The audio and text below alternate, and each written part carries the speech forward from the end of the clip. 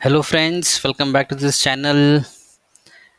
Today we're going to discuss the trades that I've booked today, and I actually exited some of my positions today, and I've booked around 24,500 worth of profit out of my 33 notional, and I am left with eight and a half now. And we will see that which are the positions that I am still holding on to, and why I exited the positions that I did today. All right. Uh, okay, let's go one by one. One of the trades that I made in Bank Nifty was that I sold 57,000 call option. I exited this position at approximately 48.95, and it eventually ended up 28, which means that if I would have hold on to this a little bit more, I would have gained a little bit extra on this trade. But I was kind of involved in office, so I just exited my position when I saw a right time.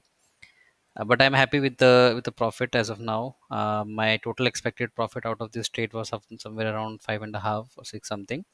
I was hoping to get four, and I did approximately, and then I exited this position. So I'm happy with this trade.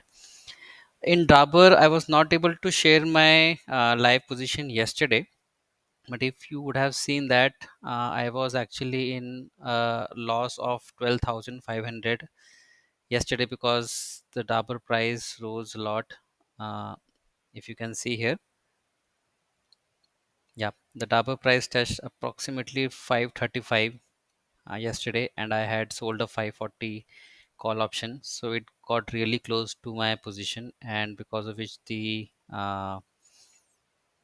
premium rose and it went somewhere around 5 or something.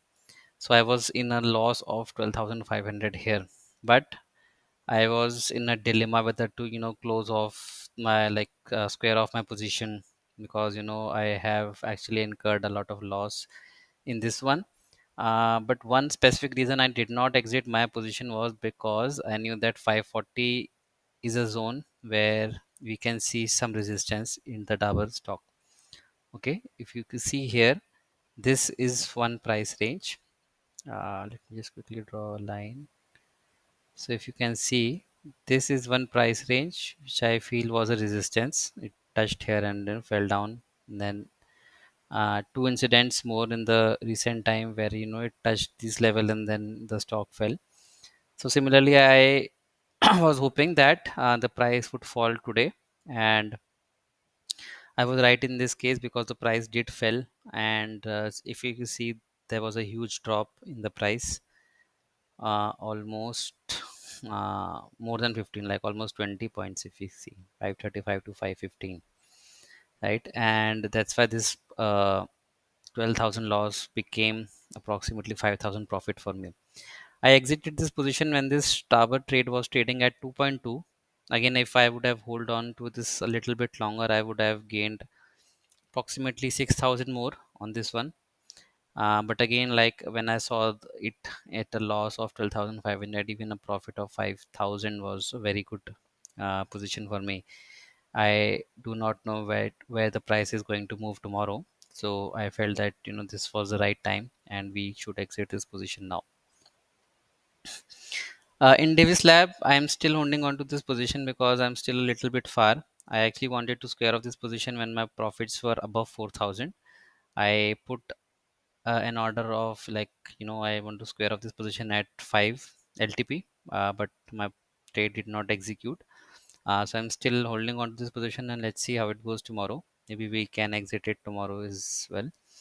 In DLF again, if you see, my maximum profit is approximately eight and a half. I'm still only at halfway, so I want to hold on to this position a little longer. I want to take this profits up to at least uh, six and a half or maybe seven, if I can do so. Because if you see the graph and the graph for this realty sector, it's still in the downtrend, right? So I do not have anything to worry about. Maybe the Nifty is rising a little bit, but I am hopeful that this sector is still going to go in a downtrend. So, and if you see that this kind of made a high at this point and then it kind of dropped, right? If you just see this candle specifically, we can see it is like an inverted hammer, right? But it's in green. So there was some buying pressure, and then there was some selling pressure at these levels. So my view is that the prices might fall a little tomorrow, and when it does, I would be able to, even square off my positions in this stock as well. Same with Godrej Property. It also belongs to the same sector. And if you see my the maximum profit that I can gain from is 5,000, but I'm only at approximately 800. So I'd like to wait and watch. Again, in Godrej Property, if you see, uh, it kind of was in a downtrend, made a slight correction in the prices. But if you see the today's candle, it ended up in red, somewhat similar to the uh, DLF stock price that we saw. And let me also show you the realty sector quickly. Yeah, so if you see in this realty sector as well, it's still in the downtrend. It did make a high here, but if you see this candle specifically, it kind of shows us that now this is a perfect inverted hammer candle. It kind of tell us that the market prices might fall tomorrow, right? If you also see a few indicators that I've put, this is a super trend uh, indicator. It also saying that it might remain in the downtrend up till it reaches this level, right? So I'm still bullish. I'm still bearish on this sector. So I do not have, like, I haven't closed my positions as of now specific to this. Right, in HCL Tech, if you see, I closed off my position at these levels, booked a profit of approximately 5.5. HCL Tech also kind of ended up lower at 2.3. I sold it off at I sold it off at 2.3, but it went down to 1.5, which means I could have earned a little bit more, but that's still okay, right?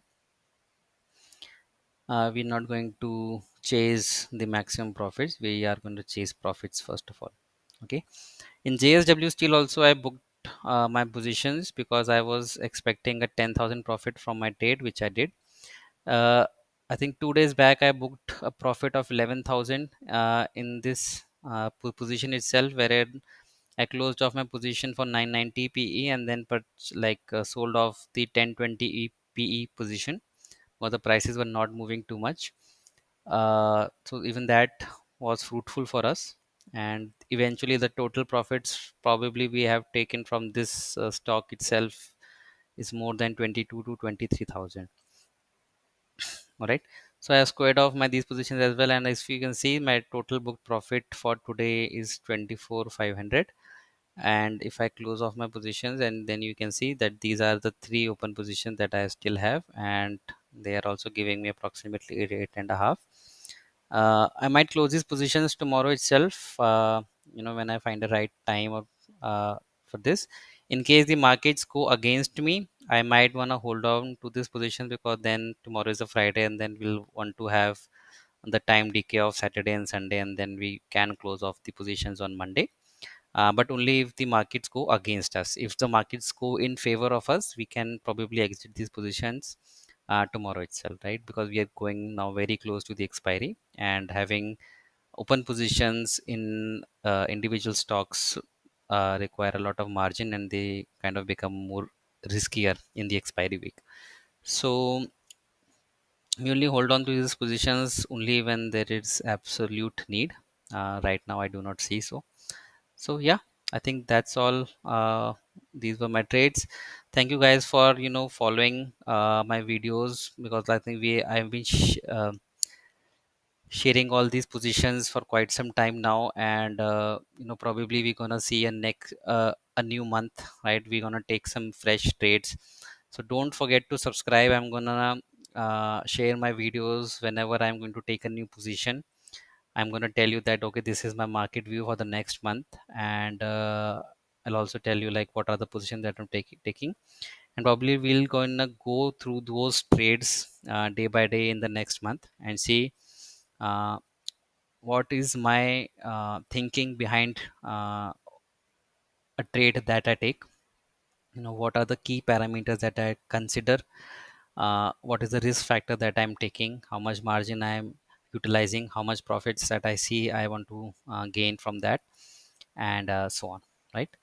So thank you all for watching all my videos and giving your precious time. Do subscribe again, and we're gonna see more content related to options trading. All right, thank you so much folks, have a nice day, take care, bye.